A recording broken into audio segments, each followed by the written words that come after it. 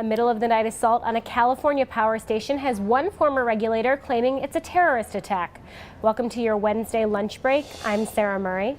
The April 16th attack is basically unknown to most Americans, but it's raising new concerns about the vulnerability of the U.S. power grid. Joining me with the latest is the WSJ reporter who uncovered this story, Rebecca Smith. Hi, Rebecca. Hello. So give me an idea of what happened at this power station.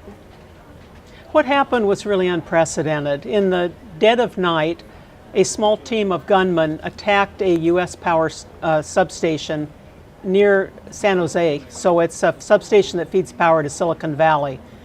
We had 19 minutes in which to shoot up key pieces of equipment. They completely knocked out the substation.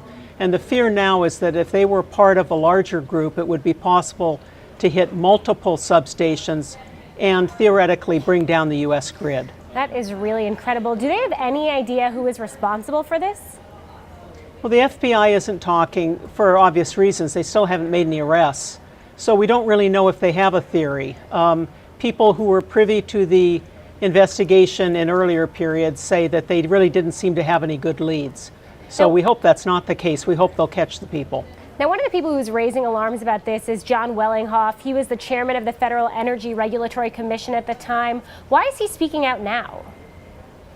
You know, I think that Mr. Wellinghoff, after the attack, he was extremely alarmed, and he went to a variety of federal agencies, Department of Defense, Homeland Security, the FBI, Congress, the White House, everywhere he could go, warning that this was a very serious attack, that this was an unprecedented attack, and that it required swift action. And he felt like he didn't get traction with it anywhere. One of the problems is there really isn't any agency that is responsible for the security of the U.S. grid. So as he put it, no one feels it's their job to do this. It seems really incredible that an attack like this could happen on a really important power station and we would never hear about it. I mean, why didn't we know this was happening?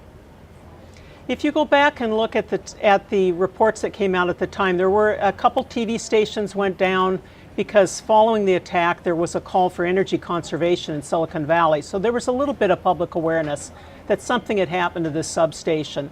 But the utility, federal officials, and investigators all tried to keep the specifics out of the public attention.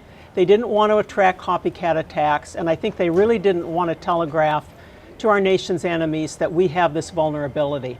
So what's the big worry now? I mean, that these people could just keep hitting other power stations? I think there's a great worry now as so much time has elapsed and no one has been arrested. We don't know whether this is a small group of nuts. We don't know whether this is part of an organized group that is planning a larger Al-Qaeda style attack. We just really don't know who it is. And in the absence of that knowledge, it feeds fears. All right, a lot of uncertainty there. Rebecca Smith, thanks for joining us. Thank you.